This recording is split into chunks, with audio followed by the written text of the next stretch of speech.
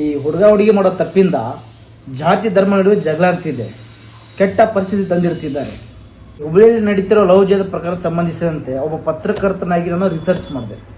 ಅಲ್ಲಿ ನನಗೆ ಅರ್ಥನೂ ಆಗ್ತಿಲ್ಲ, ಕ್ಲಾರಿಟಿನೂ ಸಿಗ್ತಿಲ್ಲ. ಆ ಹುಡುಗಿ ಕೊಟ್ಟಿರೋ ಸ್ಟೇಟ್ಮೆಂಟ್ ನೋಡಿದ್ರೆ ಎಸ್ ಬಲಾತ್ಕಾರ ಆಗಿದೆ ಅಂತ ಅನ್ಸುತ್ತೆ.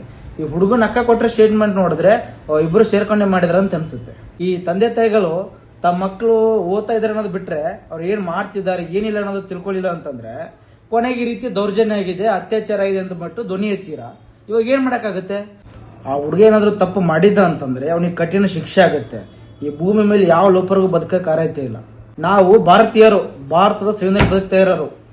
SP ಅವ್ರು ಸ್ಟೇಟ್ಮೆಂಟ್ ಕೊಟ್ಟಿದ್ದಾರೆ, ತನಿಖೆ ಆಗ್ತಿದೆ, ಅಲ್ಲಿವರೆಗೂ ವೇಟ್ ಮಾಡಿ. ಯಾಕೆ ನೀವು ಅವ್ರಿಗೆ ಬಂದ್ಬಿಟ್ಟು ವಿಷ ಬೀಜ ಬಿತ್ತಾ ಇದ್ದೀರಾ?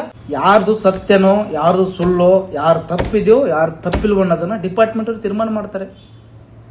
ಅದಕ್ಕೆ ಅಂತಾನೆ ಕಾನೂನಿದೆ. ಈ ನಡುವೆ ಈ ಸೆಂಟರ್ ಬಂದ್ಬಿಟ್ಟು ಕಡ್ಡಿ ಅಲ್ಲಾಡ್ಸೋದೇನು ಕೆಲಸ? ರಾಜಕಾರಣ ಮಾಡ್ತಿದ್ದೀರಾ, ಪಾಲಿಟಿಕ್ಸ್ ಮಾಡ್ತೀರಾ, ಹಿಂದೂ ಮುಸ್ಲಿಂ ನಡುವೆ ಜಗಳ ಚಿಡುವಂತ ಕೆಲಸ ಮಾಡ್ತಿದ್ದೀರಾ. ಅವ್ರು ತಪ್ಪು ಮಾಡಿದ್ದಾರೆ, ಅವ್ರು ಹಾಳಾಗಿ ಹೋಗ್ತಾರೆ. ಕಾನೂನು ಇದೆ, ನಿಮ್ದೇನು ಕೆಲಸ? ಸಮಾಜದ ಶ್ವಾಸ ಹಾಳು ಮಾಡ್ತಿದ್ದಾರೆ ನೀವುಗಳು ನಿಮ್ಮಂಥವ್ರಿಂದ. ಯಾವ ಮುಖಂಡ್ರು ಯಾರ ಕುಟುಂಬ ನೀವು ಉದ್ಧಾರ ಮಾಡಲ್ಲ. ಜಗಳ ಇಟ್ಬಿಟ್ರು ಇದು ಮಾಡಕ್ ಹೋಗ್ಬೇಡಿ ನೀವು. ನಾನಲ್ಲಿ ಅವ್ರ ತಂದೆಯವ್ರು ನೋಡಿದೆ, ಅದು ನೋಡಿದ್ಮೇಲೆ ಗೊತ್ತಾಯ್ತು ಇಲ್ಲಿ ಟ್ವಿಸ್ಟ್ ಏನೋ ಇದೆ ಅಂತ.